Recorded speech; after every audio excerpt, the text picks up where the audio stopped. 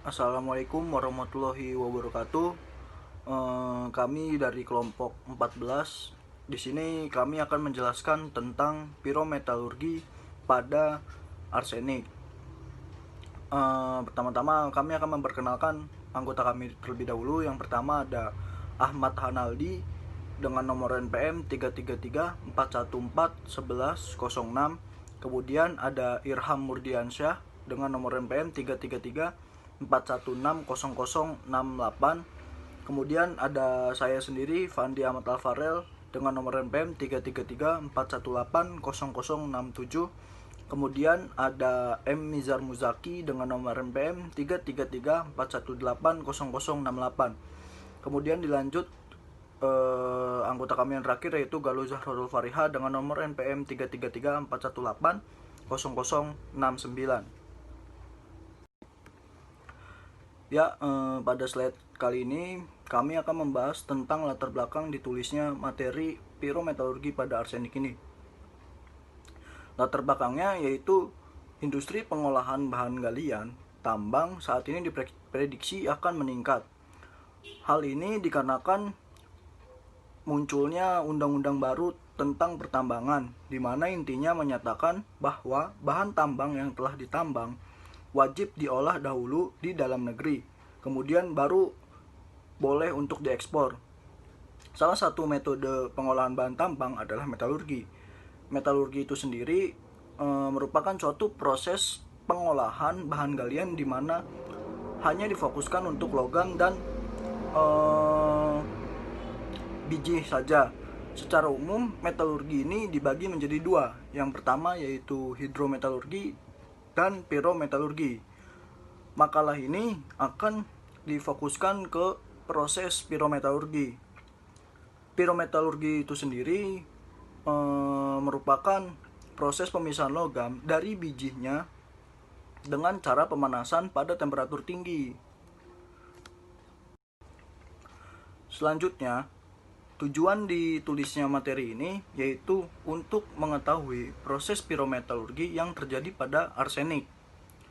Kemudian pada slide berikutnya yaitu rumusan masalah pada presentasi kali ini, yaitu bagaimana proses pirometalurgi pada arsenik. Slide selanjutnya akan dilanjutkan oleh teman saya. Arsenik adalah unsur paling melimpah ke-20 di kerak bumi. Kelimpahan arsenik di kerak bumi sekitar 5 gram per ton. Pada tabel periodik, arsenik memiliki simbol atom As dengan nomor atom 33 dan berat atom 75. Arsenik memiliki struktur kristal rombohedral. Dalam keadaan stabil, arsenik berbentuk padatan berwarna abu-abu dengan konduktivitas termal dan konduktivitas listrik yang rendah. Mineral arsenik dapat ditemukan sebagai arsenida, sulfida, sulfosal, oksida, dan arsenat. Selanjutnya adalah kegunaan dari arsenik. Yang pertama, arsenik dapat digunakan sebagai bahan pengawet kayu. Yang kedua, arsenik juga dapat digunakan sebagai logam penambah untuk amunisi perangkat militer di Amerika Serikat. Yang ketiga, arsenik juga dapat digunakan sebagai logam paduan, di mana arsenik dalam jumlah kecil dapat memperkuat komponen timbal pada aki mobil.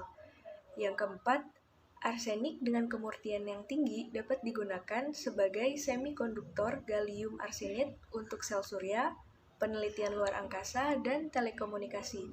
Dan yang terakhir, karena arsenik bersifat racun, arsenik dapat digunakan sebagai herbisida dan insektisida.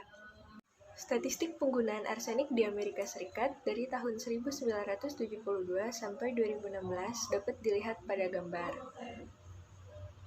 Selanjutnya, masuk pada cadangan arsenik. Mineral biji arsenik ini banyak terdapat dari tembaga, emas, dan debu asap peleburan timbal, serta pembakaran arsenopirit. Nah, arsenik dalam bentuk realgar dan orpimen banyak ditemukan di Cina, Peru, dan Filipina. Nah, arsenik juga dapat diperoleh energit mineral tembaga. Bisa dilihat pada tabel produksi dan cadangan arsenik trioksida di dunia.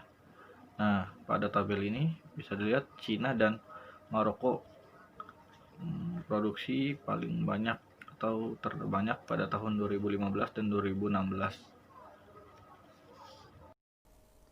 Arsenik merupakan salah satu unsur yang terdapat pada biji energit yang memiliki nama senyawa Cu3AsS4.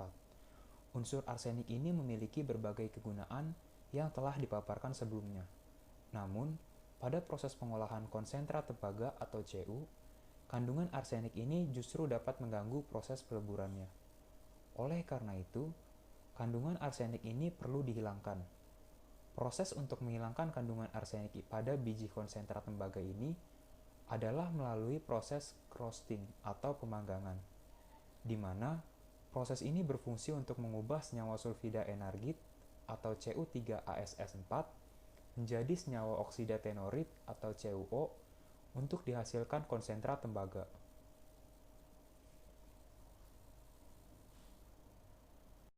Pada gambar di bawah ini ditampilkan biji energit yang masih mengandung unsur arsenik di dalamnya. Nah, pada proses penghilangan unsur arsenik pada proses roasting ini melalui 3 tahap proses. Pada tahapan pertama, biji energit atau Cu3AsS4 akan diubah menjadi senyawa kalkosit atau Cu2S, sehingga reaksi yang terbentuk yaitu 4Cu3AsS4 plus 13O2 menjadi As4O6 plus 6Cu2 plus 10SO2. Kemudian lanjut ke tahap kedua, di mana senyawa kalkosit atau Cu2S akan diubah menjadi senyawa cuprit, sehingga reaksi yang terbentuk yaitu 6Cu2S plus 9O2 menjadi 6Cu2O plus 6SO2.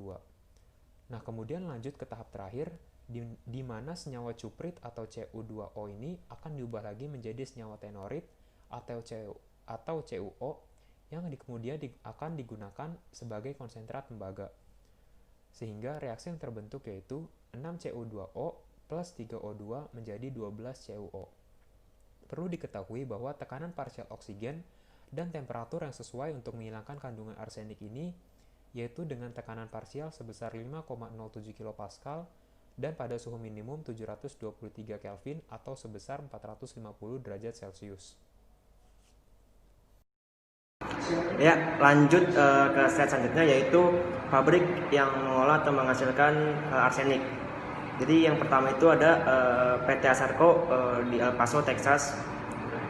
Dia memberikan maksimum kandungan arsenik sampai 0,2% pada konsentrat koper. Yang kedua ada Lepanto Roaster di Lepanto Consolidated Mining Company di Filipina.